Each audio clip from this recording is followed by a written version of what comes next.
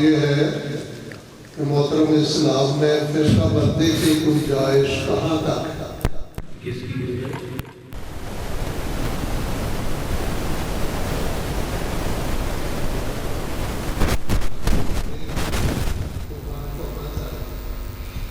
جی جی جی جی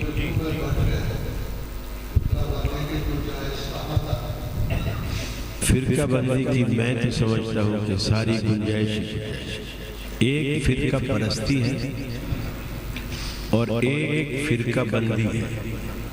فرقہ پرستی حرام، فرقہ بندی سے ہم بچ نہیں سکتے۔ اللہ کے رسول صلی اللہ علیہ وسلم نے فرمایا ان بنی اسرائیل تفرقت علی سنتین و سبعین ملتا کہ بنی اسرائیل 72 فرقوں میں بٹی تھی، وتفترق امتی علی 73 ملتا اور میری امت 73 فرقوں میں بٹے گئی۔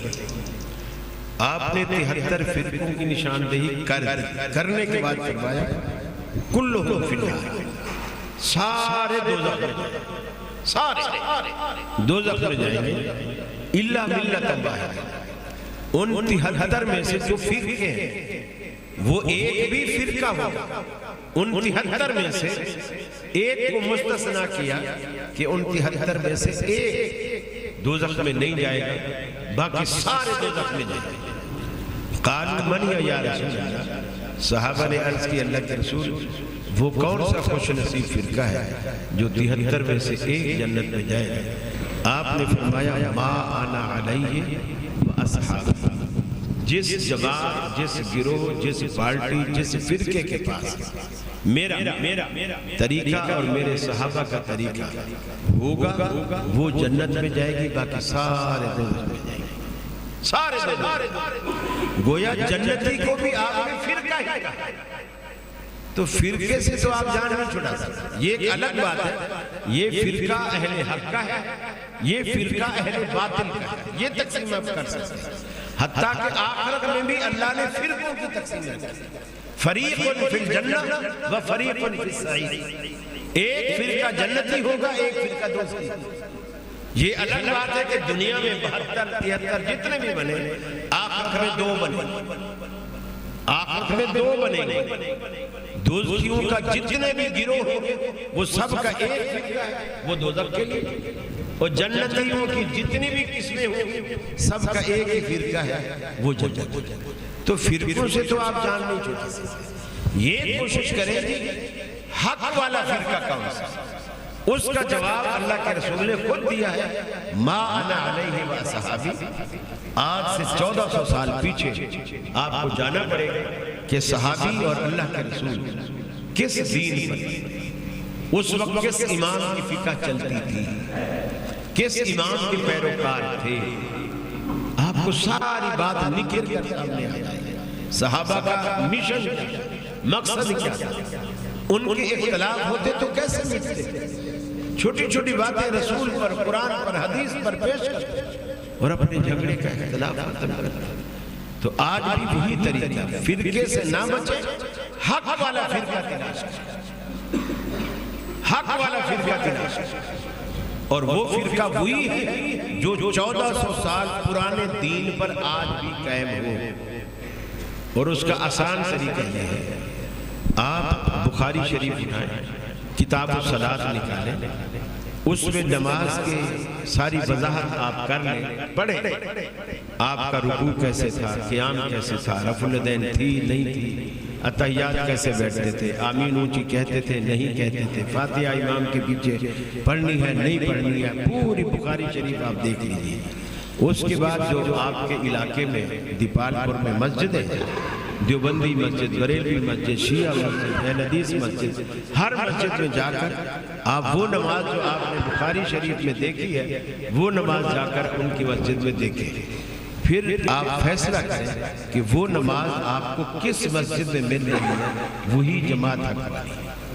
یہ میں نے بخاری کا حوالہ صرف اس لیے دیا ہے کہ دیوبندی، بریلوی، اہل حدیث، شیعہ کے سوا تمام اہل سنت کے طبقات مانتے ہیں کہ اصح الکتب بعد کتاب اللہ صحیح البخاری، کہ دنیا میں قرآن کے بعد صحیح ترین کتاب بخاری شریف.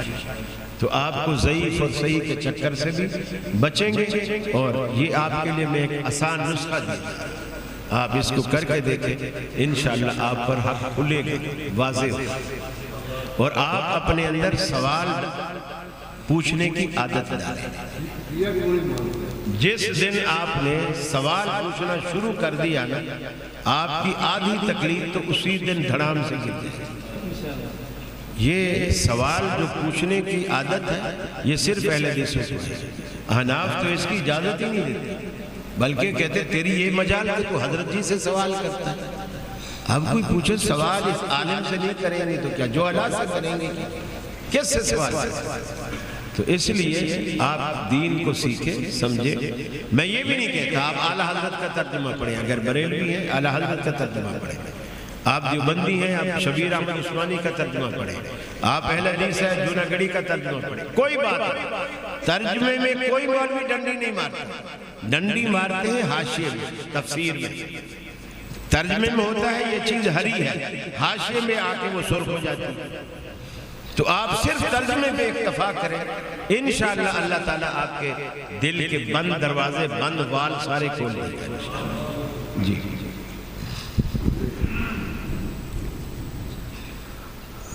آگے سوال ہے، ایصال ثواب کا درست طریقہ قرآن و سنت کے روشنی میں واضح فرمائیں. ایصال ثواب کے لیے آپ مالی صدقہ جو بھی کریں گے اللہ رب العالمین انشاءاللہ اس کا ثواب اس کو پہنچائے گا، بشرطے کہ مرنے والا توحید پہ مرا. یہ بنیادی. اگر مرنے والا وہی قبر پرست تھا، بت پرست تھا، گھوڑا پرست تھا، تازیہ اور تابوت پرست تھا، آپ اس کے لیے ہر سال حج بھی کریں گے تو کوئی فائدہ نہیں. قرآن کہتا ہے ما کان للنبی والذین آمنوا ان یستغفروا للمشرکین ولو کانوا اولی قربی.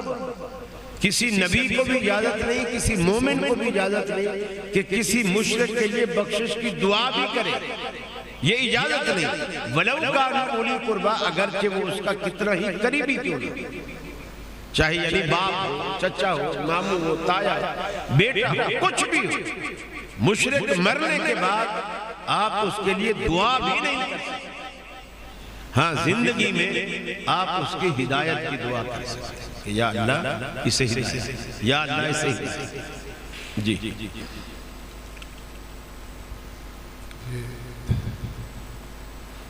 ایک حدیث رسول لکھی گئی، نہا رسول اللہ صلی اللہ علیہ وسلم بیعتین فی بیعت واحدہ او کما قال، کہ صحیح تعبیر کیا؟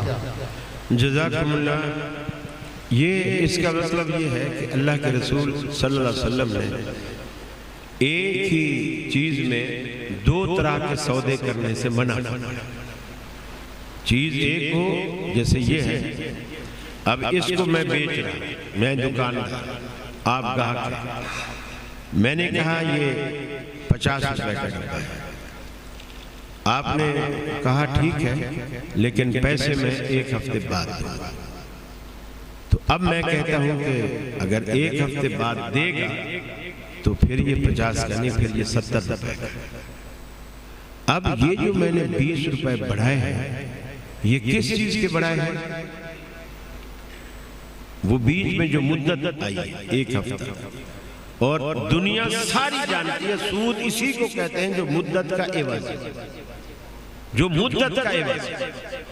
اب بعض علماء یہ کہتے ہیں کہ اگر اسی مجلس یہیں بیٹھے بیٹھے میں نے کہا 50 کی نقد ہے اور 70 کی ادھار ہے، اور وہ بندہ ادھار پہ لینے کے لیے اسی مجلس میں راضی ہو جائے، تو وہ کہتے ہیں کچھ علماء وہ کہتے ہیں کہ یہ درست اور جائز ہے، بشرطے کہ اگر اس نے ایک ہفتے بعد پیسے نہ دیے تو یہ 70 سے اب اوپر بڑھ نہیں سکتا.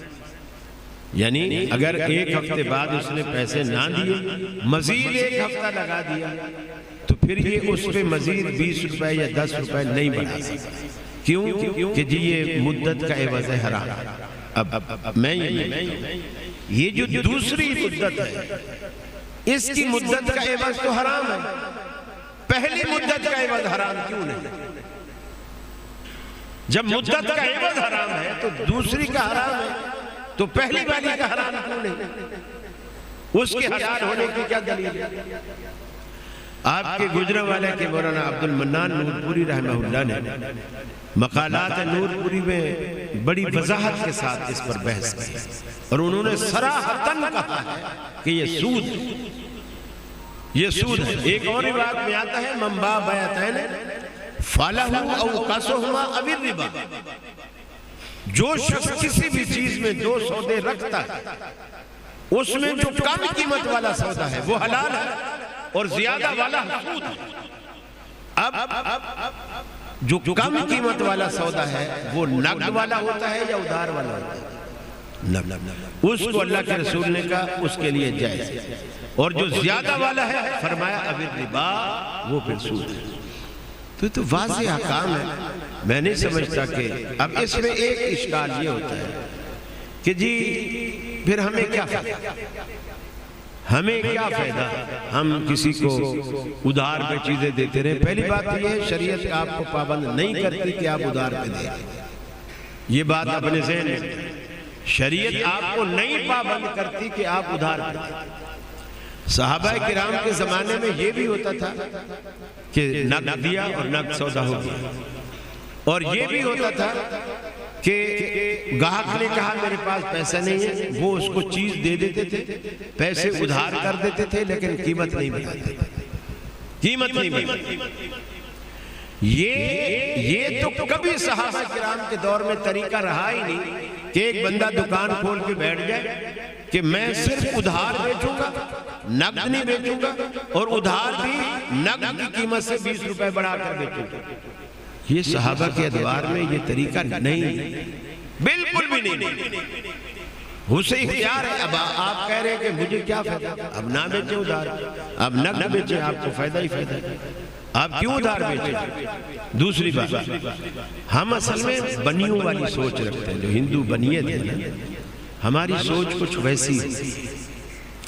اللہ کے رسول صلی اللہ علیہ وسلم نے سابقہ امتوں کے بحقی کی روایت ہے، سابقہ امتوں کا ایک حوالہ دیتے ہوئے آپ نے فرمایا ایک دکاندار تھا، اس کے پاس گاہک آیا، اور دکاندار ہول سیلر تھا۔ گاہک جو آیا وہ پھیری لگا کر چیز بیچتا تھا، اس سے کوئی سامان مانگا کہ مجھے سامان دے دو لیکن پیسے میرے پاس نہیں ہیں، میں چل پھر کے چیز بیچتا ہوں، میں یہ بیچوں گا، پھر اس کے پیسے آپ کو ادا کروں گا تو دوسرا مال پھر اٹھا جاؤں گا، جو منافع ہوگا خود رکھ لوں گا۔ تو اس دکاندار نے کہا تیرے پاس گواہ؟ اس نے کہا اللہ گواہ۔ اس نے کہا کوئی ضامن؟ اس نے کہا اللہ ضامن۔ اس دکاندار نے اللہ کو گواہ اور ضامن مان کر اس نے اس کو سودا دے دیا، اور رجسٹر میں اس کا کھاتا لکھ لیا کہ فلاں بندے کو ہم نے اتنا مال، اتنی مالیت کے عوض ہم نے دیا ہے، اور وہ کھاتا ادھار۔ وہ لے کے چلا گیا۔ جب راستے میں گیا تو ڈاکو نے اسے لوٹ لیا۔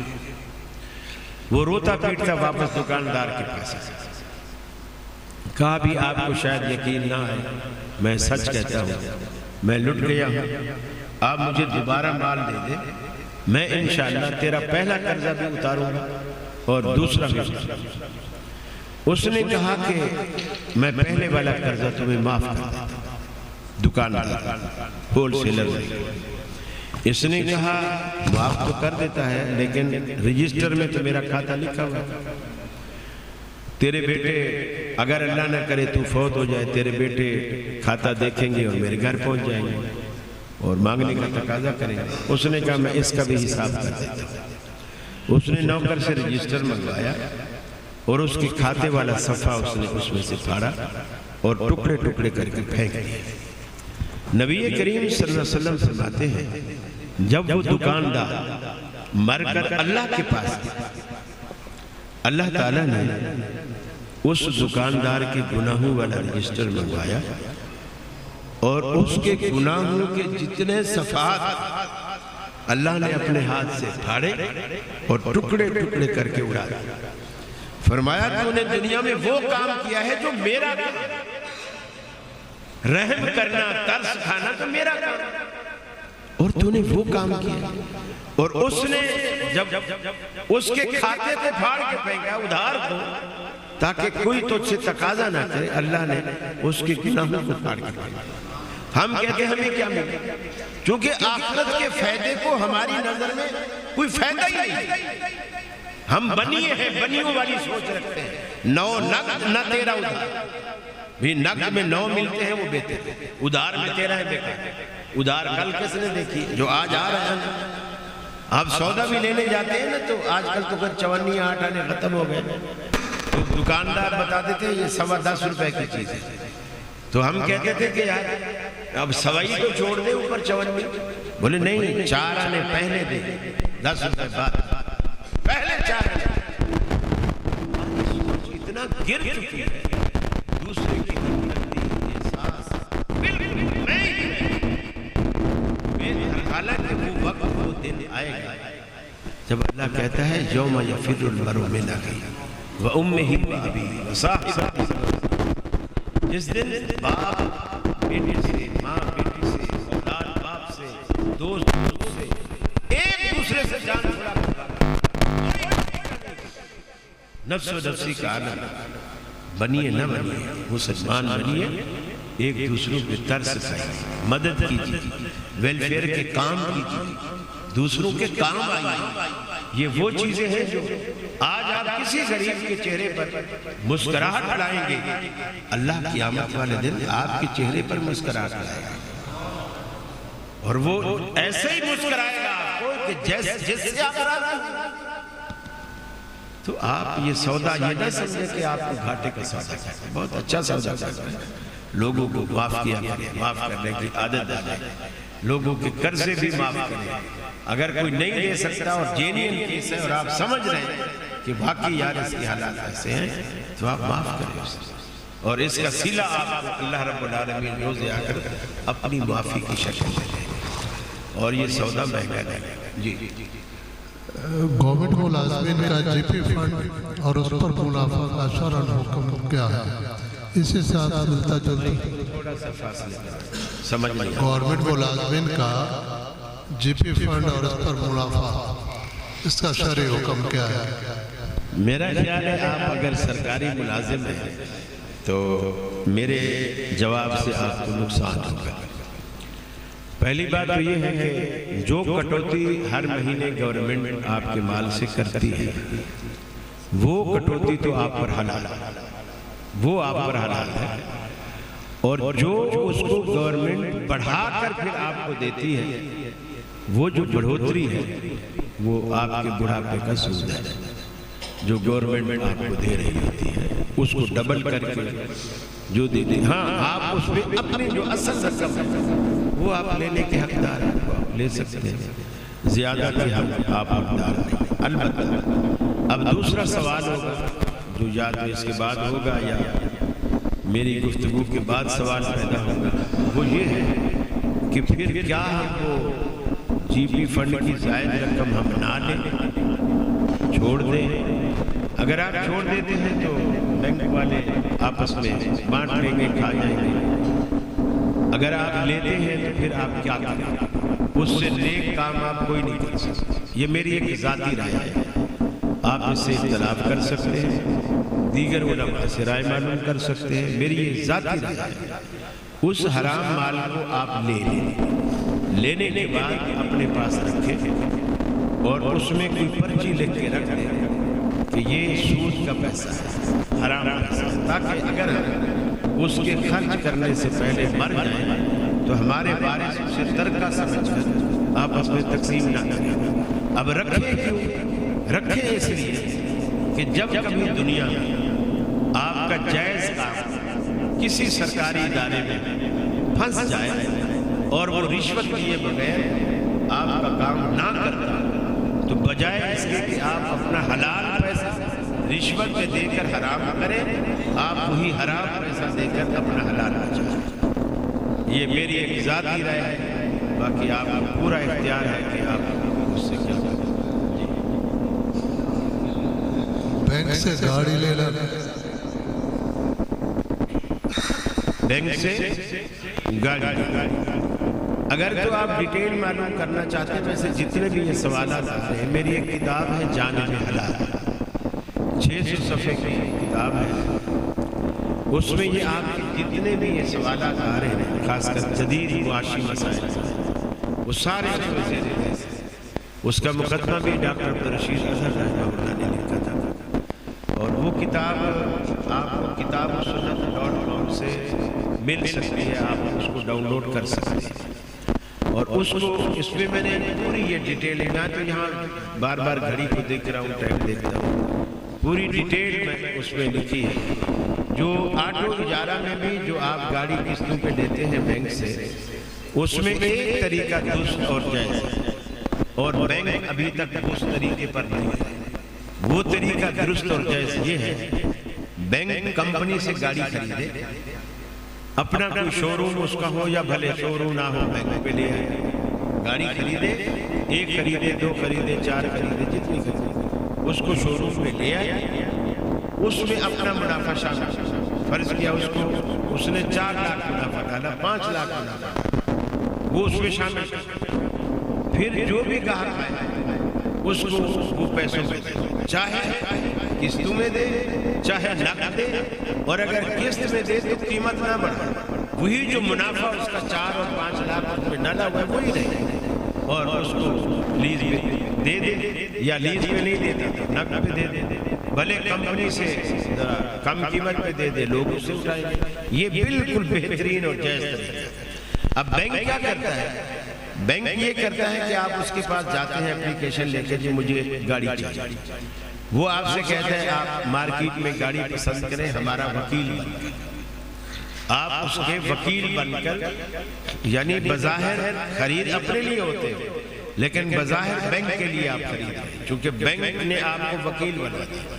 اب آپ کو جون سا کلر پسند ہے وہ کلر پسند کریں گے، بینک کو بھلے وہ کلر نہ پسند ہو، آپ وہ کلر پر، آپ کو بلیک پسند ہے، وائٹ پسند ہے، آپ وہ پسند کریں گے، جون سا ماڈل پسند ہے وہ پسند کریں گے، ٹویوٹا میں، بی ایم ڈبلیو، جو بھی آپ کو چاہیے، وہ پھر بینک والا آپ سے بولے گا ٹھیک ہے یہ پسند آپ نے کر لیا، آپ اس کے لیے ڈاؤن پیمنٹ کے طور پر کتنا دیں؟ آپ بولیں گے جی میں ڈاؤن پیمنٹ میں 20 لاکھ 25 لاکھ جو بھی آپ کے پاس ہے، گاڑی کی ویلیو کے لیے سے کچھ پرسنٹیج ہوتی ہے کہ اتنا ڈاؤن پیمنٹ آپ کو ہر صورت دینی ہے، وہ دے دے۔ اس کے بعد وہ جو ڈاؤن پیمنٹ آپ نے دی ہے وہ، اور جو باقی رقم ہے وہ آپ کو نہیں دے گے، وہ جہاں سے آپ گاڑی پسند کر کے آئے ہیں باقی رقم وہ اس کو دے گے، وہ رقم ان کو دینے کے بعد گاڑی لے آئیں گے، اور گاڑی لینے کے بعد پہلے تو وہ یہ کرتے تھے کہ گاڑی کے کاغذات اپنے نام کراتے تھے بینک میں، اور جب آپ کی قسطیں پوری ہو جاتی تھی تو پھر وہ گاڑی کے کاغذات آپ کے نام ٹرانسفر کرتے تھے۔ لیکن آج کل گورنمنٹ نے ٹرانسفر کی فیسیں بڑھا دی، بہت زیادہ فیسیں کر دی ہیں، رجسٹریشن جو ہوتی ہے ایک کے دوسرے نام، فیسیں بہت زیادہ ہیں، تو اب وہ پہلے ہی اسی کے نام ٹرانسفر کراتے ہیں، جس نے خرید لی ہے، جس کو وکیل بنایا اسی کے نام ٹرانسفر کراتے ہیں، البتہ زر ضمانت کے طور پر اس کے ڈاکومنٹ اپنے پاس، نام اس کے کراتے ہیں، ڈاکومنٹ اپنے پاس رکھتے ہیں، اس کو ایک اتھارٹی لیٹر کہہ لیجئے یا پاور آف اٹارنی کہہ لیجئے، وہ اس کو بینک دے دیتا ہے کہ گاڑی ہماری ہے، ہم نے اسے چلانے کا اختیار دیا، آپ چلاتے رہتے ہیں۔ اب وہ آپ کے ساتھ 2 سودے کرتے ہیں، جو 2 سودے حرام ہیں، ایک چیز میں 2 سودے، جیسے انہوں نے حدیث پڑھائی تھی نہا رسول اللہ صلی اللہ علیہ وسلم، تو ایک چیز میں 2 سودے حرام ہیں۔ وہ 2 سودے کیا کرتے ہیں؟ بیک وقت آپ سے 2 ایگریمنٹ کرتے ہیں، ایک ایگریمنٹ کرایہ دار کا کرتے ہیں کہ آپ کو گاڑی ہم نے لیز پہ کرایہ پہ دے، اور ایک ایگریمنٹ کرتے ہیں کہ آپ ہم سے ہماری جو ملکیت کا حقوق ہے یہ آپ ہم سے دھیرے دھیرے خریدتے رہیں۔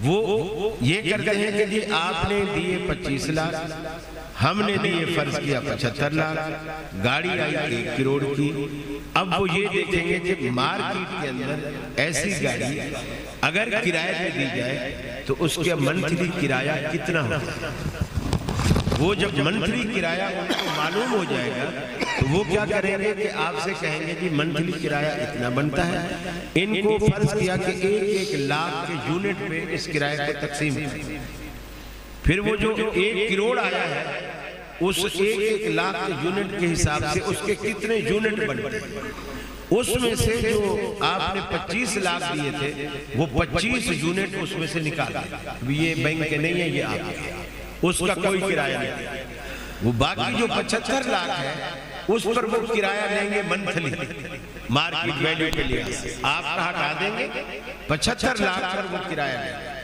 اب اس کو جائز اس لیے سمجھ رہے ہیں کہ وہ کہہ رہے ہیں کہ ہم پیسوں پہ کرایہ نہیں لے رہے، ہم گاڑی پہ کرایہ لے رہے ہیں، کیونکہ ہم نے پیسے کو کنورٹ کیا ہے گاڑی میں اور گاڑی ہم نے کرایہ پہ دی ہے۔ اب آپ دل میں کہتے ہیں کہ جی میں نے تو کرایہ پہ نہیں لی، میں تو مالک بننا چاہتا ہوں، خریدنا چاہتا ہوں، تو دوسرا ایگریمنٹ وہ آپ کے ساتھ پھر یہ کرتے ہیں کہ آپ اپنی انکم کے لحاظ سے یہ دیکھ کر ہمیں بتائیں ہر مہینے 2 مہینے بعد یا 3 مہینے بعد آپ ہمارے کچھ یونٹ آپ ریگولرلی خریدا کریں۔ اب وہ جو ہے مثلا کرائے میں جو دے رہے ہیں وہ تو آپ ہر مہینہ دے رہے ہیں، یہ ہوگا کہ آپ ہر مہینے اتنے یونٹ ان کے خریدیں گے، آپ کے 25 یونٹ پہلے تھے، 5 یونٹ اور خرید لیے، آپ کے 30 یونٹ ہو گئے، ان کے 75 یونٹ تھے، ان کے 70 یونٹ ہو گئے، پھر وہ اگلی دفعہ آپ سے کرایہ بھی 5 یونٹوں کا مزید کم کر دیں گے۔ یہ اس اعتبار سے حرام ہے کہ ایک ہی چیز کے اندر آپ 2 ایگریمنٹ نہیں کر سکتے، بیک وقت آپ مالک بھی ہوں اور بیک وقت آپ کرایہ دار بھی ہیں، تو یہ چیز ان کی ناجائز ہے۔ اور اس کے علاوہ بھی بہت ساری شکلیں ہیں، آپ اس میں آٹو تجارہ کے نام سے جانب حلال میں آپ دیکھیں گے تو آپ کو کافی ڈیٹیل ملے گی، اس یہاں ڈیٹیل کا وقت نہیں ہے۔ جی نکاح مسیار کیسا ہے؟ کیا نکاح کرنا جائز ہے یا ناجائز؟ اس کی تفصیل قرآن و سنت کا۔ یہ آپ کی طرف سے سوال ہے۔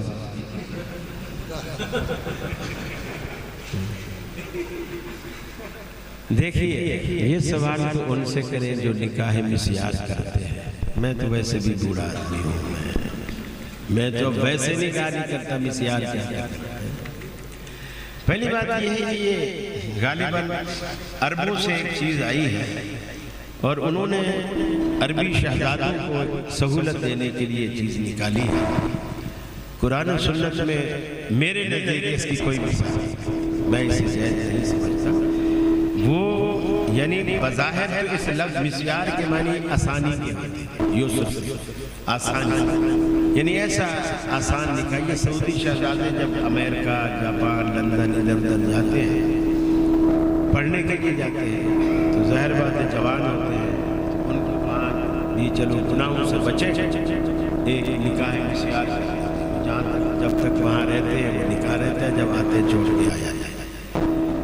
اسی طرح موتا، اسی طرح حلالہ، اسی طرح مسیار، تھوڑا تھوڑا طریقہ کار میں فرق ہے، لیکن دائمی نکاح تینوں نہیں، تینوں دائمی نکاح، اور جب تک نکاح میں دونوں کو دائمی ساتھ نبھانے کا ارادہ اور نیت نہ ہو تب تک وہ نکاح ہی باطل، وہ نکاح ہی، اور وہ صرف ایک ہی نکاح بچتا ہے جو ہم مسلمانوں میں ہوتا ہے، ہم کرتے ہیں، یہی اصل نکاح کہ نکاح کے وقت میاں کا بھی بیوی کا بھی ارادہ ہو کہ ہم ساری زندگی انشاءاللہ ساتھ نبھائیں گے، پھر اگر کبھی کوئی ناچاکی ہو بھی جائے تو اس کو شریعت قبول کرتی ہے، کیونکہ نکاح کے وقت ہماری نیت ہمیشہ رہنے کی، پھر اگر ہو جائے تو پھر اللہ مردوں کو طلاق کا حق دیتا ہے، بیویوں کو خلع کا حق دیتا ہے، وہ کورٹ میں جا کر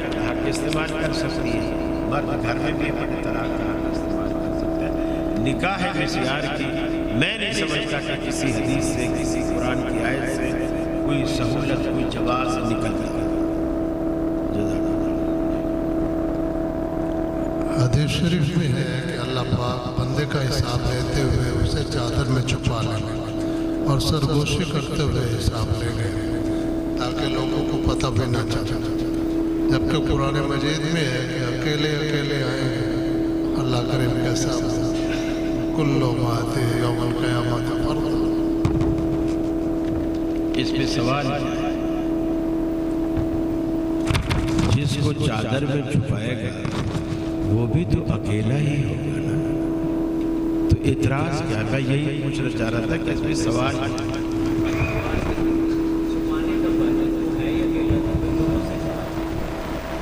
लोगों से इसलिए छुपाया कि बंदा तो आ गया अल्लाह के सामने, अब आप जज के सामने पेश हो गए, लेकिन मजमे से जज ने आपको छुपा दिया। अब मजमा ये नहीं देख रहा कि बंदा है कौन और इसके साथ हो क्या रहा है। समझ में आई? यानी बंदों की नजरों से पर्दा हो गया, उसका इस तरह मख्फी तरीके से, जो जैसे मसलन एक इज्जतदार बंदा है यहाँ बैठा, आपने उसके बारे में कोई बात यहाँ खड़े होकर के, वो आपसे कहता है भाई देखो मैं भी आपकी इज्जत करता हूँ, आप मुझसे खुशी कहते हैं, आप बाहर आ जाओ मुझसे अकेले में बात करें। इसमें उसकी इज्जत और भरे मजमे में पूछताछ हो तो इसमें उसकी सुबकी, तो अल्लाह उसको सुबकी से दुआ के लिए हाथ उठाना जरूरी है क्या? बाज़ दुआएं मांगी जाती हैं और बाज़ दुआएं पढ़ी, जो पढ़ी जाती है उसके लिए हाथ उठाना जरूरी नहीं। जैसे आप वॉशरूम में जाते हैं, बाथरूम में जाते हैं, लेटरीन में जाते हैं, आप दुआ पढ़ते हैं, दुआ पढ़ते हैं। वहाँ ये नहीं है कि आप बाथरूम में खड़े हो शलवार खोलने से पहले दुआ का हाथ उठाना, ऐसा नहीं। वो आप जाएं तो दुआ पढ़ें। इसी तरह अजान के बाद दुआ पढ़ने की, यानी आप हाथ उठा के, अल्लाह के रसूल ने बिलाल को नहीं सिखाया, दुआ पढ़ी आप पढ़ें। और जहाँ अल्लाह ने मांगने का कहा है ना कि मुझसे मांगो, मल्ला यसअलिल्लाह यग़फ़िर, जो अल्लाह से नहीं मांगता अल्लाह उससे नाराज हो जाता। तो ये जो मांगना है हदीस में ये भी आता है, अल्लाह के रसूल ने तरीके इस तरह हाथ उठाओ कि ये जो छोटी उंगली है यहाँ से लेकर नीचे हथेली का नीचे का हिस्सा पूरा मिल, यूं नहीं मांगने। ये देने वाला आपको कुछ भी देगा, वो आपके पल्ले कुछ भी नहीं देगा। लेने के लिए आपकी नीचे मुट्ठी कटोरे की कि देने वाला कुछ भी डाले आपके हाथ में तो आए। फिर इसीलिए ये तरीका बताया गया, अगरचे वो रिवायत सही है, वो तरीका बताया गया कि अब इसको दुआ खत्म करो तो मुंह पे फेंको, यानी जो चीज तुम्हें मिली है उसे पल्ले में बांधो। अब हमने यूं करके दुआ मांगते रहे, जब खत्म की, यानी जो आटा मिला था ऊपर से पीछे फेंके चले, तो क्या फायदा? दुआ एक वजूद रखती है। अबू हुरैरा रज़ियल्लाहु ताला अन्हु अल्लाह के रसूल के पास आए और आकर के कहा कि या रसूल अल्लाह, मैं आपसे हदीस सुनता हूँ भूल जाता हूँ। आपने फरमाया झोली फैले, ऐसे उसने दामन फैलाया, आपने ऐसे फिजा 3 चुल्लू भरे और उसकी झोली, बज़ाहिर कोई चीज नहीं, ऐसे 3 चुल्लू भरे उसकी झोली में, और आपने फरमाया आप इसको समेट के सीने से, उसने उसको समेटा ऐसे फिर सीने से। हज़रत अबू हुरैरा कहते हैं उस दिन मुझे नहीं याद कि मैंने अल्लाह के रसूल से कभी कुछ सुना हो और फिर मेरे ज़हन से निकल गई। तो वो जो 3 चुल्लू अल्लाह के रसूल ने भर के डाले थे वो क्या थे? न चावल था, न बेसन था, न आटा था, कुछ भी नहीं था, लेकिन कुछ था जो हमें नजर नहीं आ रहा था, लेकिन था।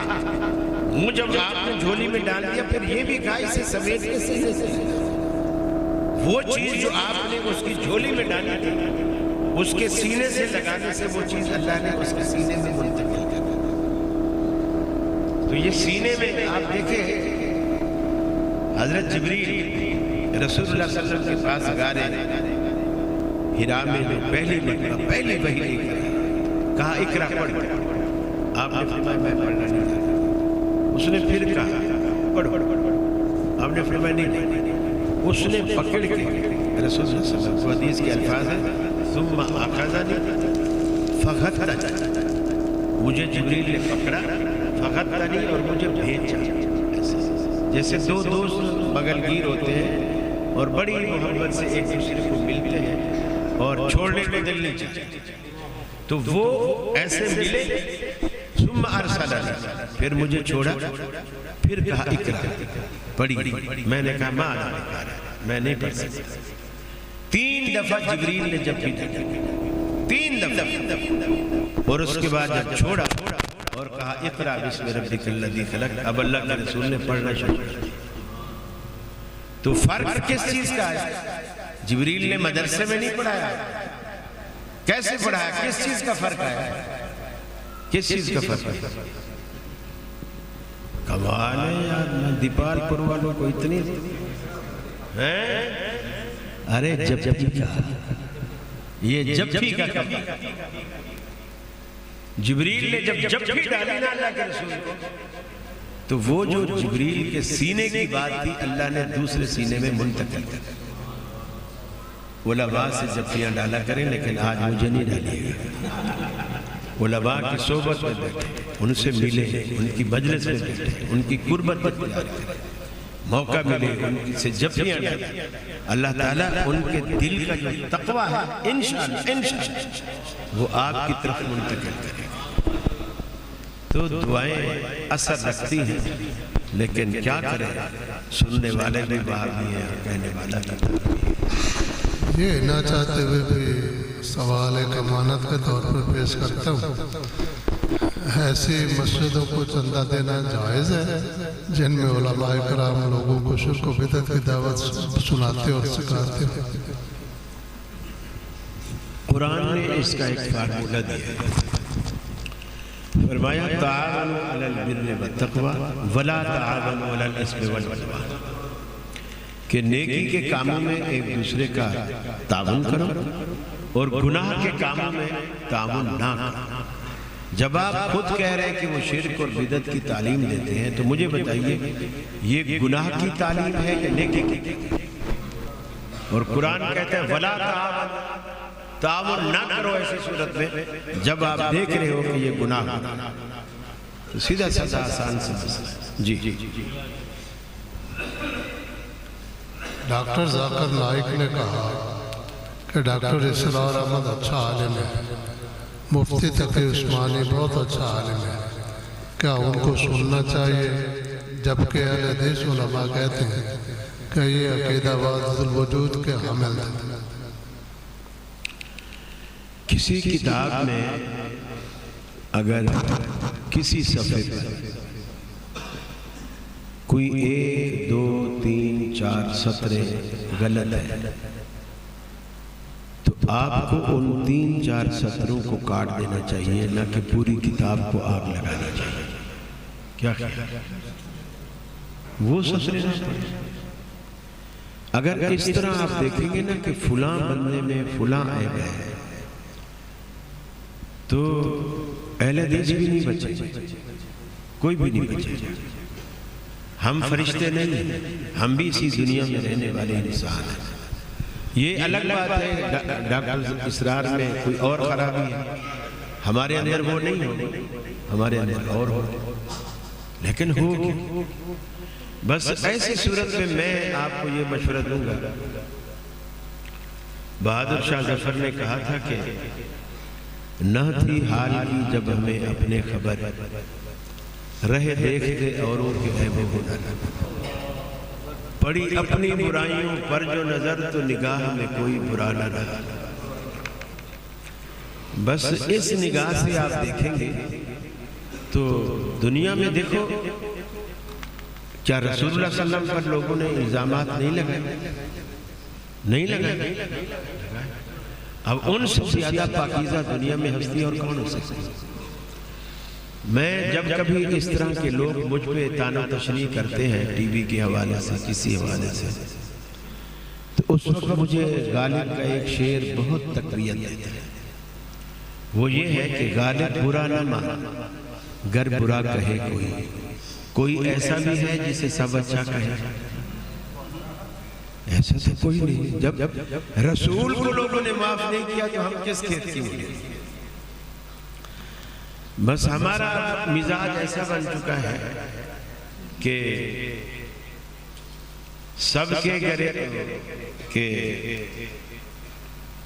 سب کا تو مداوع کر ڈالا، اپنا ہی مداوع کر نہ سکے. اوروں کے گریباں سی ڈالے، اپنا ہی گریباں بنے. بس اگر ہمیں یہ یاد رہے تو پھر نگاہ میں انشاءاللہ کوئی برا نہیں رہے گا. باقی ذاکر نائک صاحب نے جو کہا ان کا ایک اپنا نقطہ نظر ہے. ضروری نہیں ہے کہ آپ ذاکر نائک کے ہر نقطہ نظر سے متفق ہو. اپنا نقطہ نظر ہے. تقی عثمانی کے بارے میں جو کچھ انہوں نے کہا، ایک لفظ اس میں سے آپ نے چھوڑ دیا. اس نے کہا تقی عثمانی صاحب بڑے عالم ہیں معیشت، اسلامی معیشت. مطلق نہیں کہا بڑے، اور اس میں کوئی شک. اسلامی معیشت میں اس وقت آپ کے پاس بندہ نہیں ہے ان کے مقابلے. یہ بات میں بھی کہتا ہوں. اور یہ میزان بینک یوں سمجھ لو اس کے بانی یہی میزان بینک. اور الفلاح بینک کے ان کا عمران عثمانی ان کا بیٹا ہے جو اس کو ڈیل کرتا ہے. الفلاح. تو ایک تو ہم کر کچھ نہیں سکتے، اور دوسرا جو کوئی کر رہا ہے تو اس کو بھی نہیں کرنے دیتے. وہی پنجابی والا مقولہ کہ نہ اسی کھیلنا تے نہ کھیلن دینا. بتانو نہیں کھیلنا نہ کھیلو، کسی نے کھیلن تے دیو نا. جی دعا کے دوران سب لوگ اونچی آواز سے آمین کہتے ہیں، اس کی کیا دلیل ہے؟ دعا کے دوران ہم نمازوں کے بعد دعا کر رہے ہیں. اچھا،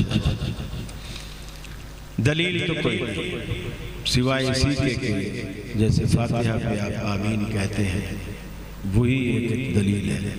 اس کے علاوہ الگ سے اس کی کوئی دلیل نہیں. اور الگ سے دعا اونچی آواز میں مانگنے کی بھی کوئی دلیل نہیں. سمجھ میں آ رہی ہے؟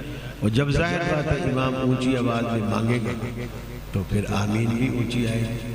جیسے امام بتا رہا ہے نمازیوں کو کہ میں دعا مانگ رہا ہوں، تو پھر نمازی بھی آمین کہتے ہیں کہ ہم بھی آپ کی دعا میں شامل ہیں. یعنی یہ مل جل کے مقامہ سے یہ کام چل رہا ہے. جی تصویر بنانا، یہ تو ان سے پوچھے جو بنا، میں تو نہیں بنا.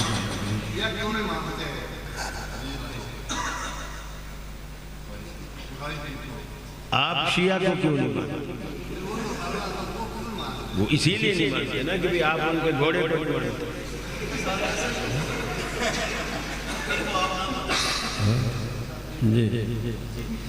آج لوگ امام بخاری، احمد ابن حنبل، ابن تیمیہ اور علامہ احسان اللہ جیسے کیوں نہیں بنے؟ یہ صرف دینی اداروں پر ہی اعتراض نہیں ہے، گورنمنٹ کے اداروں پر بھی اعتراض ہے.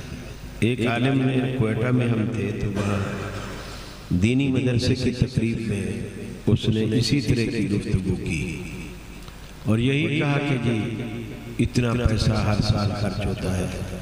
آج تک کسی مدرسے نے امام بخاری نہیں پیدا کیا، امام مالک نہیں پیدا کیا. کہتا گیا رو میں بہتا گیا. اس کے بعد میری باری تھی. مجھے اسٹیج سیکٹری نے کہا جی آپ کا موضوع ہے حجیت حدیث. میں نے کہا آج فری سٹائل معاملہ ہے، حجت رہنے دے. پھر میں نے اسی سے بات میں نے کہا علامہ اقبال کے بعد آج تک یونیورسٹیوں نے کوئی دوسرا اقبال پیدا کیا، کالج اور یونیورسٹیوں نے کوئی دوسرا غالب پیدا کیا، کوئی دوسرا میر تقی میر پیدا کیا، کوئی دوسرا قائد اعظم پیدا کیا، جبکہ وہاں تمہارا اربوں خربوں کا بجٹ ان اداروں میں صرف ہوتا ہے اور طلباء بھی فیسیں دے کے وہاں پڑھتے ہیں. مدارس تو فری پڑھاتے ہیں، کوئی فیس نہیں، بیچارے چندہ کر کر کے سارا گزارا کرتے ہیں. اس پہ تو اعتراض ہے. جہاں خربوں کا بجٹ ہے وہاں اعتراض کیوں نہیں؟ دیکھیے ممکن ہے اللہ تعالیٰ نے ہر دور میں لوگ اس دور کے حساب سے، آج کے دور کے تقاضے بالکل الگ۔ آپ دیکھیں موسیٰ علیہ السلام جب فرعون کے مقابلے میں گئے تو اللہ تعالیٰ نے موسیٰ علیہ السلام کو معجزے اس طرح کے دیے جس طرح کے معجزے جادوگر لے کر آئے بیٹھے۔ حالانکہ اللہ کو کیا ضرورت پڑی تھی کہ موسیٰ علیہ السلام کو سفیرہ بنا کر ان کے سامنے کھڑا کرتا، کیا ضرورت تھی؟ لیکن لوگوں کا مائنڈ جو بن چکا تھا وہ ان کو سمجھانے کے لیے اسی مائنڈ پہ اتر کر ان سے بات کرنا ضروری تھی۔ انہوں نے رسیاں پھینکی، سانپ بن گئی۔ موسیٰ علیہ السلام نے لاٹھی پھینکی، بڑا سانپ بن گیا، ان کی رسیوں کو بھی کھا گیا، اور سارے کے سارے جادوگر سجدے میں گئے، کیونکہ وہ سمجھ رہے تھے کہ اگر یہ جادو ہوتا تو ہماری رسیوں کو نہیں کھاتا۔ چونکہ سحروا اعین الناس، لوگوں کی آنکھوں پر انہوں نے جادو کیا ہوا، رسی سانپ نہیں بدلی تھی، دیکھنے والوں کو سانپ نظر آ رہا تھا، رسی رسی تھی۔ لیکن جو موسیٰ علیہ السلام نے لاٹھی پھینکی تو لوگوں کو لاٹھی سانپ نظر نہیں آئی، لاٹھی سانپ بن گئی، اور اس نے جا کر رسیوں کو کھایا۔ اب وہ سارے سجدے میں گئے۔ تو اللہ تعالیٰ نے وہی ہتھیار دیا جو ہتھیار سامنے والا استعمال کرتا۔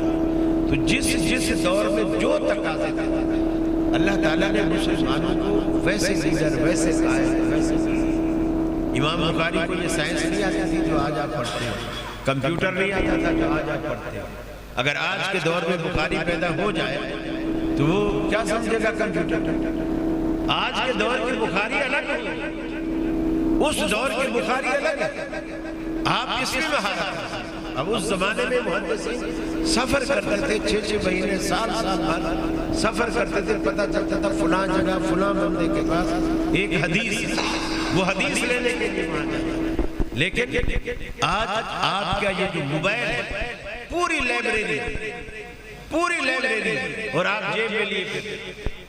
ہم کہیں جاتے ہیں، ہم کوئی کتابیں لے کے نہیں جاتے، راستے میں ہمیں کبھی کوئی مطالعہ کرنا ہو، کوئی حوالہ دیکھنا ہو، سارے کام ہمارے موبائل کر دیتے ہیں، سارے کام موبائل۔ تو آج کا دور الگ ہے۔ تو ہر دور میں اب دیکھیں، اب آپ یہ کہہ رہے ہیں کہ اس دور میں بخاری کیوں نہیں پیدا ہوا، اس دور میں ذاکر نائک کیوں نہیں پیدا ہوا؟ یہ بھی تو ایک اعتراض ہے، اس دور میں ذاکر نائک کیوں نہیں پیدا ہوا؟ جس نے ہندوؤں سے، سکھوں سے اس زمانے میں اس طرح مناظرے کیے اور ان کی کتابوں کے حوالے دے دے کر ان کو شکست دی۔ تو ہر دور کے تقاضے الگ ہیں، اور اللہ تعالیٰ اس دور کے تقاضوں کے مطابق مسلمانوں میں قیادت اسی طرح کی بھیجتا ہے۔ جی اگر کسی دیوار پر یہ فلیکس لگا دیا جائے کہ یہ دیوار مہربانی ہے، جس شخص کے پاس وہ پرانی چیز ہو وہ اس دیوار پہ لٹکا دے، اور جس شخص کو ضرورت ہو وہ اس دیوار سے اپنی وہ شے اتار کے لے جائے استعمال کے لیے۔ اس طرح کی مدد کرنا اسلامی تعلیمات پہ کیسا ہے؟ دیوار کو مہربانی کا نام نہ دیا جائے۔ ہاں یہ جملے لکھے جا سکتے ہیں کہ کسی ضرورت مند کی آپ اگر مدد کرنا چاہتے ہیں تو جس چیز کے ذریعے مدد کرنا چاہتے ہیں وہ چیز یہاں رکھ دے، لگا دے، یہ ٹھیک ہے۔ اس سے سامنے والے کی عزت نفس مجروح نہیں ہوتی۔ اب وہ خاموشی سے آئے گا، یہ پھر آپ دیکھیں کہ آپ کے محلے میں غریب لے کے جا رہا ہے یا وہ جس نے رکھا ہے ایک اور اٹھا کے جا رہا ہے 2، ایسا بھی تو ہوتا ہے نا۔ بس یہ آپ احتیاط کریں، باقی اس سے عزت نفس مجروح نہیں ہوتی۔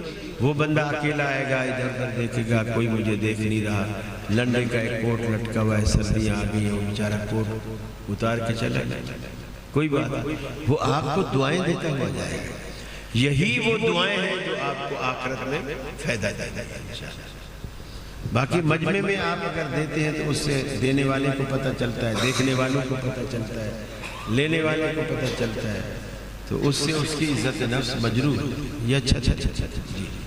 فجر کی سنتیں پہلے پڑھنی چاہیے، اگر پہلے نہ پڑھ سکیں تو کیا فرض نماز کے فوراً بعد پڑھنی چاہیے؟ بالکل یا مکمل اذکار کر کے سنت ادا کریں؟ فرضوں کے بعد آپ پڑھ سکتے ہیں، اس لیے کہ جس حدیث کو بنیاد بنایا جاتا ہے وہ حدیث یہ ہے کہ آپ نے فرمایا لا صلاۃ، یہ نئے سوال اب نہیں ہوئے، اب بس اب اور سوال نہیں، دیکھو 2 گھنٹے ہو آپ نے تو مجھ سے 2 مولویوں کی تقریریں کی، ہاں فیس بھی ڈبل ہونی چاہیے۔ دیکھیے جس حدیث میں یہ آیا ہے نا، آپ نے فرمایا لا صلاۃ بعد الفجر حتی تطلع الشمس، فجر کے بعد کوئی نماز نہیں یہاں تک کہ سورج نکلے، یعنی سورج نکلنے تک کوئی نماز نہیں۔ اب اس کو دلیل بنا کر لوگ کہتے ہیں کہ حدیث میں تو منع ہے، فجر کے بعد کوئی نماز نہیں۔ اب اس کے فرق کو سمجھیں، اسی حدیث میں ہم کہتے ہیں کہ فجر کے بعد پڑھیں، وہ کیسے؟ آپ نے یہ نہیں فرمایا کہ فجر کے فرضوں کے بعد، آپ نے جو سنتے پڑھنے سے منع فرمایا یا کوئی بھی نماز پڑھنے، آپ نے یہ نہیں فرمایا کہ فجر کے فرضوں کے بعد کوئی نماز نہیں، آپ نے کہا فجر کی نماز کے بعد کوئی نماز نہیں۔ بات سمجھ میں آئی؟ اب میں تھوڑا سا اور بولوں گا کہ فجر کی نماز کی کتنی رکعتیں ہیں؟ 4، 2 سنت 2 فرض۔ جب آپ نے 4 رکعتیں پڑھ لی، اب آپ نے فجر کی نماز پڑھ لی، اب فجر کے بعد کوئی نماز نہیں سورج نکلنے تک۔ اگر آپ نے صرف سنتے پڑھی ہے، ابھی فرض رہتے ہیں، آپ نے فجر کی نماز نہیں پڑھی۔ اگر صرف فرض پڑھے ہیں اور سنتے رہتے ہیں، آپ نے فجر کی نماز نہیں پڑھی۔ جب آپ یہ 4 رکعتیں پڑھ لیں، اب آپ سورج نکلنے تک کوئی نماز نہیں پڑھ سکتے۔ سمجھ میں آیا؟ حدیث کا مفہوم غلط لوگ لیتے ہیں۔ جی کہ اللہ تعالیٰ کے نبی نے آخری ایام میں وصیت لکھنے کے لیے قلم مانگا تھا؟ جی مانگا تھا، لیکن مجھ سے نہیں مانگا تھا۔ سوشل میڈیا کے ذریعے آن لائن پڑھا جائے، اس انسان کو اپنا استاد کہہ سکتے ہیں؟ یہ جو قلم مانگا تھا نا، پورا سوال 1 منٹ، میں ابھی پہلے سوال میں لگا ہوں۔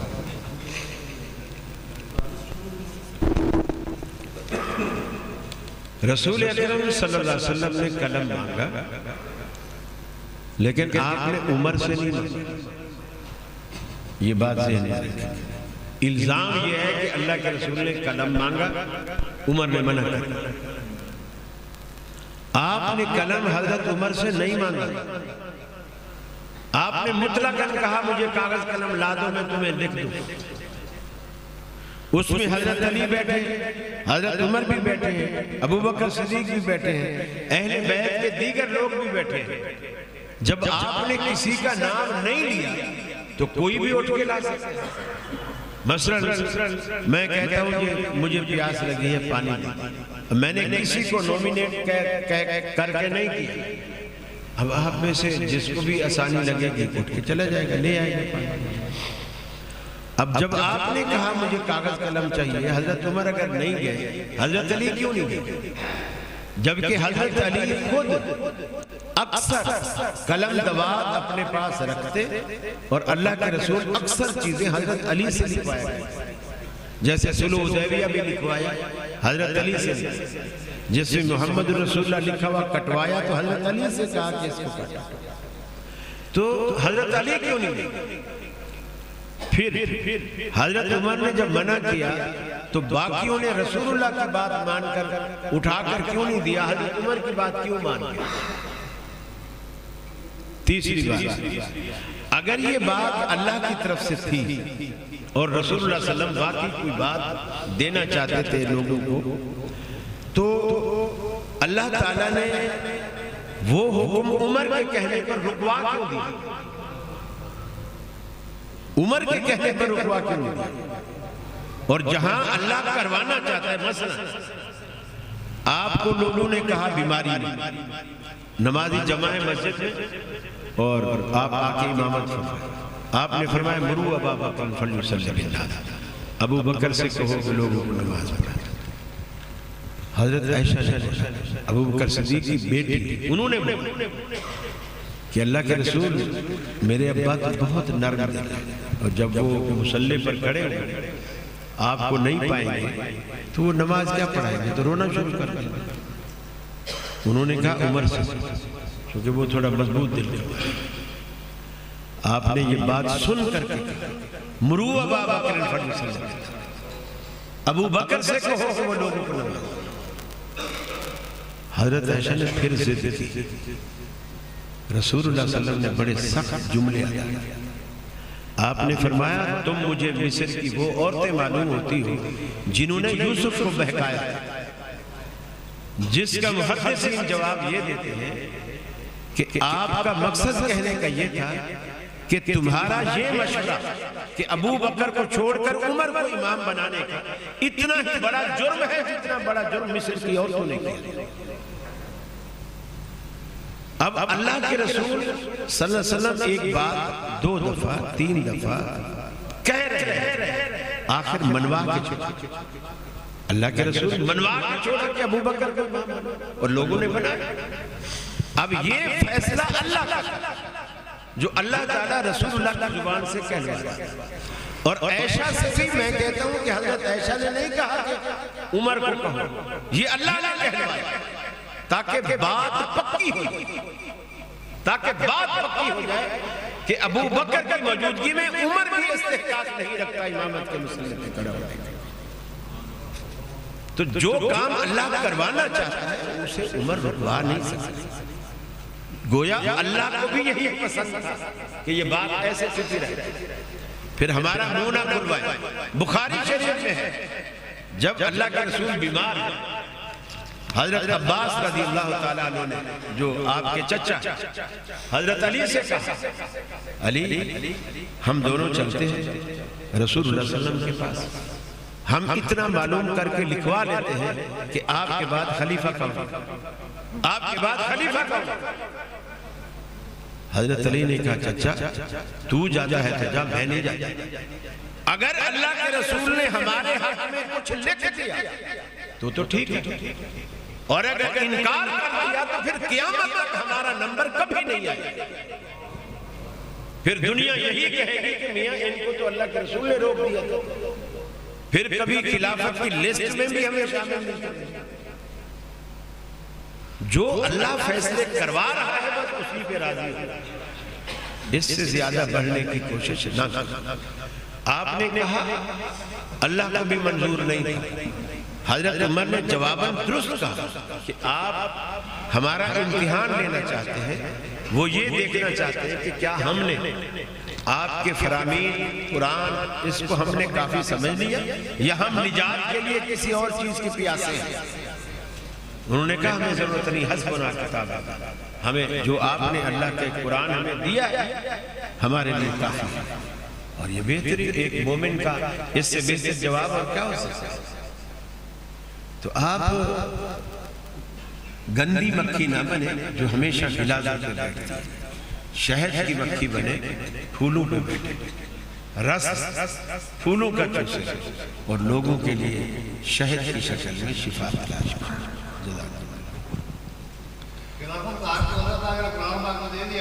میں لڑنے کے موڈ میں نہیں. جی جس شخص نے سوشل میڈیا کے ذریعے آن لائن پڑھا، مثلا کسی یہ سارے سوال باقی ہیں نہیں، وہ نکالا جو باقی ہیں وہ رکھو. یہ 2 باقی ہیں نہیں، یہ باقی ہے 2 منافع کے یہ ان کو واپس.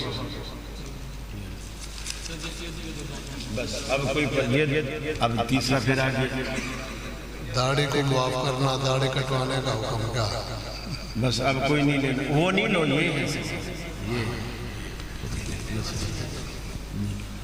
दुकानदार जो चीज़ फरोख्त करता है उसका मुनाफा की कोई हद मुकर्रर है इस काम के रूप में या अपनी मर्जी? शरीयत ने मुनाफे की कोई हद नहीं रखी, बस ये अल्लाह के रसूल ने फरमाया कि लोगों की मजबूरी से फ़ायदा मत उठाओ, लोगों की मजबूरी से फ़ायदा मत उठाओ। अबू बकर सिद्दीक़ के दौरे खिलाफत में कहत साली आई, हज़रत उस्मान ने बाहर से शाम वगैरह से कोई गल्ला मंगवाया, वो ऊँट आके ऊँट गले से लदे हुए मस्जिद नबी के बाहर आके रुके, लोग सारे दौड़ पड़े और कहने लगे उस्मान हमसे डबल कीमत ले लो इसकी। उनके नहीं मैं इससे ज़्यादा लेना चाहता हूँ, कोई बोले 3 गुना ले लो, बोले मैं इससे ज़्यादा लेना चाहता हूँ। आखिर में किसी ने कहा आप 4 गुना मुनाफा ले लो, उन्होंने कहा नहीं मैं इससे ज़्यादा लेना चाहता हूँ।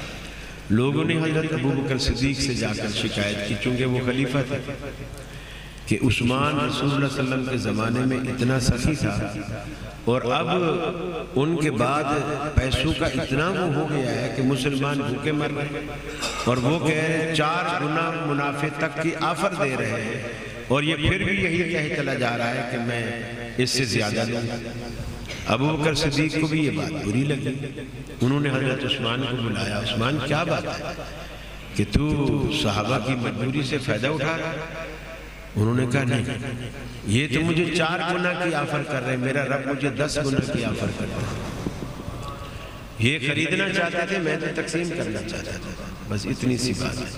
तो गोया उससे ये भी जाहिर हुआ कि उन्होंने 4 गुना तक की ऑफर की तो इसे नाजायज नहीं कहा कि तू क्यों नहीं देता जब वो 4 गुना मुनाफा दे रहे हैं, गोया इसे जायज ही माना। तो बस लोगों की मजबूरी से फ़ायदा न उठाया जाए। मिसाल के जवाब देख लें कि भी इसकी जेब कट गई है, अब इसने फैसलाबाद जाना है, इसके पास किराया नहीं है, अभी अपना मोबाइल बेच रहा है, मोबाइल फ़र्ज किया कि 25,000 रुपये का है, आप उसको कह रहे हैं जो हम आपको 2,000 रुपये देंगे, तो ये मजबूरी से फ़ायदा। जी जी जी आगे। जिस किसी शख्स ने सोशल मीडिया के ज़रिए ऑनलाइन किसी से पढ़ा और उसको अपना उस्ताद कहा, जैसे किसी ने डॉक्टर जाकिर नाइक से कुछ सीखा, मिर्ज़ा जेलवी से यूट्यूब पर लेक्चर सुनकर उसको अपना उस्ताद कह दिया, और उस्ताद से किस हद तक इख्तिलाफ किया जा सकता है? 100% किया जा सकता है। उस्तादी शागिर्दी अलग चीज़ है, तकलीद अलग चीज़ है। बिल्कुल 100% आप इख्तिलाफ कर सकते हैं।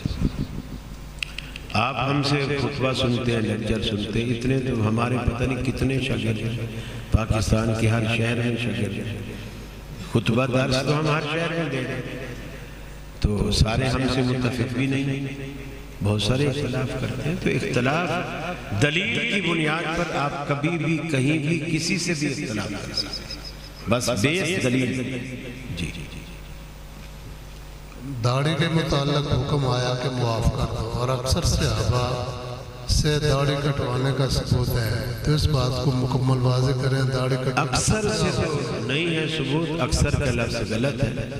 कुछ सहाबा, मुझे बताइए, अगर रसूल, मैं आपसे सवाल, अगर रसूलुल्लाह सल्लल्लाहु अलैहि वसल्लम और किसी सहाबी 1 या 2 या 10 सहाबा के दरमियान किसी बात में इख्तलाफ हो जाए कि रसूलुल्लाह कहे कि ये बात यूं है और 10 सहाबी कहे कि ये बात यूं है, तो ईमानदारी से बताइए आपके ईमान का क्या तकाजा है, आप किसको तरजीह देंगे? सीधी सादी बात।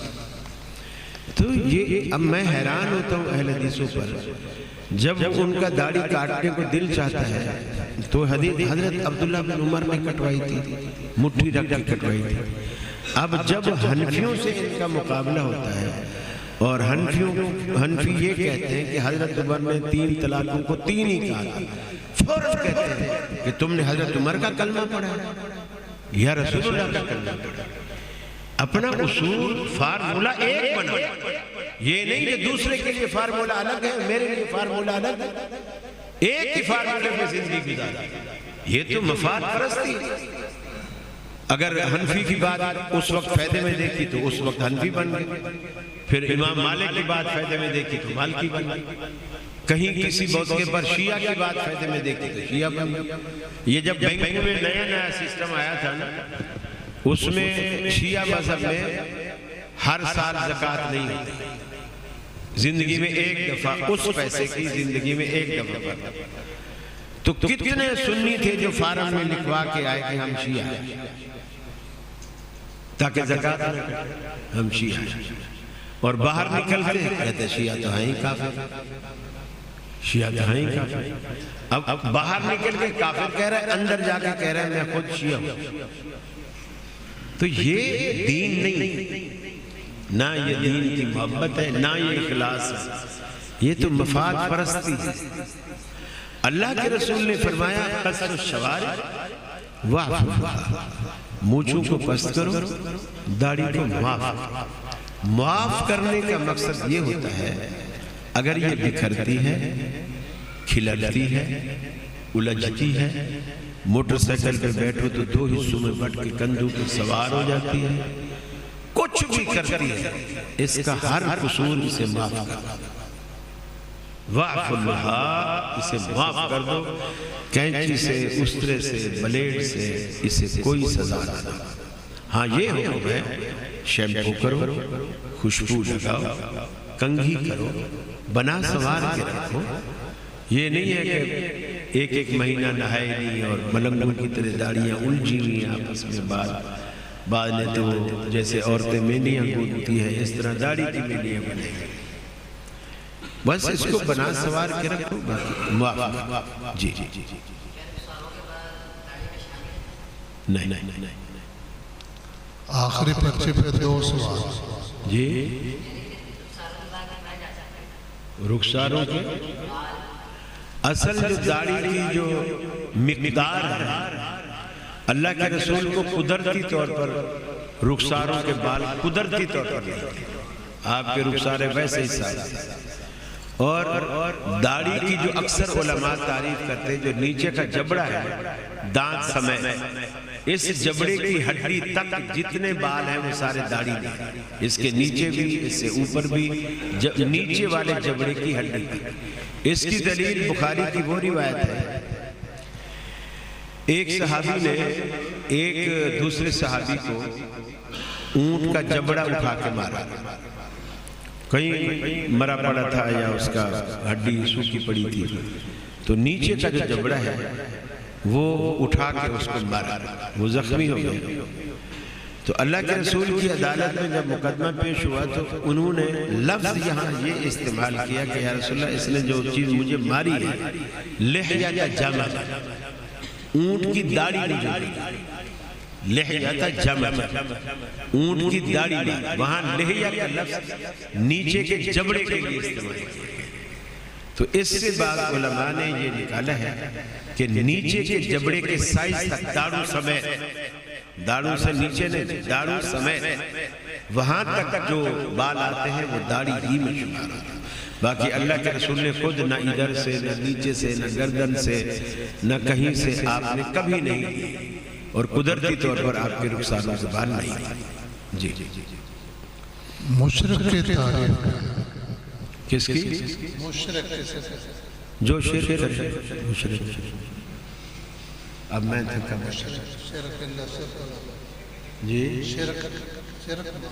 میں کہہ رہا ہوں نا کہ مشرک اسی کو کہتے ہیں جو شرک کرے۔ اب میرے جواب تھکے تھکے ہیں، اب آپ بس نہیں کر رہے، وہ 2 سوال تھے اب 4 ہو گئے۔ ایک آخری سے رفع الیدین کے بارے میں نبی کریم صلی اللہ علیہ وسلم کا کوئی حکم حوالہ دیں۔ آپ کا حکم جو ہے وہ تو یہ ہے صلو کما رأیتمونی اصلی، نماز ایسے پڑھو جیسے میں پڑھتا ہوں۔ صحابہ بیان کرتے ہیں کہ اللہ کے رسول اذا افتتح الصلاۃ، جب نماز شروع کرتے اس وقت، وَإِذَا رَكَعَ، جب رکوع کرتے اس وقت، وَإِذَا رَفَعَ رَأْسَهُ مِنَ الرُّكُوعِ، اور جب رکوع سے اٹھتے اس وقت، وَإِذَا قَامَ مِنَ الرَّكْعَتَيْنِ، جب 2 رکعتوں کے بعد تیسری رکعت کے لیے کھڑے ہوتے رفع یدیہ حذو منکبہ او حذو شحم اذنہ، یا کندھوں کے برابر یا کانوں کی لو کے برابر اپنے ہاتھوں کو اٹھایا کرتے تھے۔ یہ اللہ کے رسول کے صحابہ اللہ کے رسول کی نماز کو بیان کرتے ہیں، لہٰذا یہ اللہ کے رسول کی پیاری سنت ہے، اسے اختیار کیجیے۔ لوگوں نے جو بنایا ہوا ہے کہ بت چھپاتے تھے بغلوں میں اور یہ ایسا کرتے تھے ویسا کرتے تھے، یہ بات حتیٰ کہ امام ابو حنیفہ رحمۃ اللہ علیہ کو بھی پتہ نہیں تھی اس بات کا کہ یہ رفع الیدین شروع کیوں کی گئی۔ یہ جو لوگ کہتے ہیں نا بت چھپاتے تھے، اور بت جو ہے وہ کبھی بھی رفع الیدین کرنے سے نہیں گرتا۔ میں اکثر مثال لیتا ہوں، فرض کر لیجئے یہ بت ہے، میں نے اس کو بغل میں چھپا دیا، یہ تو ویسے تھوڑا سا موٹا زیادہ ہے، میں نے چھپا دیا، اب میں اسے 1000 رفع الیدین کروں، ویسے یہ نہیں گرے گی، چونکہ ہاتھ اٹھانے کا ذکر ہے۔ بت گرانے کے لیے بغلے اٹھانا ہونا چاہیے، اگر یوں ہو نا رفع الیدین پھر بت گرے، یوں بت نہیں گرے، یہ تو لاجک کی بات ہے۔ اور پھر اللہ کے رسول صلی اللہ علیہ وسلم نے یہ تو نہیں کہا کہ جو اہل حدیث رفع الیدین کرتے ہیں وہ منسوخ ہے، جو حنفی کرتے ہیں وہ منسوخ نہیں، یہ تو آپ کا کوئی فرمان نہیں۔ تو پہلی رفع الیدین حنفی بھی کرتے ہیں، اور بت پہلی رفع الیدین سے گر گئے، تو دوسری اور تیسری جو اللہ کے رسول نے کی وہ تو بت گرنے کے بعد۔ پھر وتروں کی تیسری رکعت میں کیا کوئی حنفیوں کی بغل میں بت دے جاتا ہے جو وہ تیسری رکعت میں ایسے کرتے ہیں؟ کیوں کرتے؟ پھر عید کی دونوں رکعتوں میں 6 دفعہ، اس وقت کیا بت الفی سے چپکے ہوئے ہوتے ہیں؟ 6 دفعہ کرتے ہیں۔ تو یہ ایسی رسول اللہ صلی اللہ علیہ وسلم کی سنتوں کے مذاق اڑانے کی بات ہے۔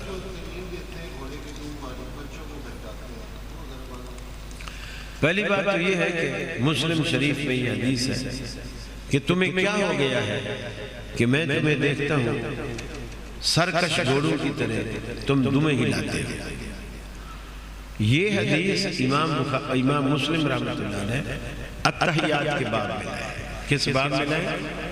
التحیات کے باب، جبکہ مسلم میں رفع الیدین کا چپٹر موجود ہے۔ اگر یہ روایت رفع الیدین سے متعلق ہوتی تو اس کو رفع الیدین کے باب میں ہونا چاہیے تھا، محدث اس کو التحیات کے باب میں کیوں لایا؟ یہ اس رفع الیدین کی نفی ہے، شیعہ سلام سے پہلے 3 دفعہ رفع الیدین کرتے ہیں، 3 دفعہ، یہ اس کی نفی، وہ التحیات میں کرتے ہیں سلام سے پہلے 3 دفعہ کرتے ہیں پھر ان کا سلام۔ تو اللہ کے رسول نے اس اب 3 دفعہ ایسے کریں گے جو سرکش گھوڑے کی طرح لگے گا۔ اور دوسری بات یہ کہ گھوڑا کبھی بھی دم یوں نہیں ہلاتا، گھوڑا یوں اور یوں دم ہلاتا، اور رفع الیدین یوں کوئی نہیں کرتا۔ اور تیسری بات، اگر اس سے رفع الیدین ہی مراد ہے تو پہلی رفع الیدین اس میں نہیں آئے گی، وتروں کی تیسری رکعت والی نہیں آئے گی، عید والی رفع الیدین نہیں آئے گی، تو صرف اہل حدیثوں والی سرکش گھوڑے ہو گئے، تم سارے شریف گھوڑے ہو گئے۔ عجیب تماشا۔ جی بس جی، یہ ایک اعلان آپ سب کے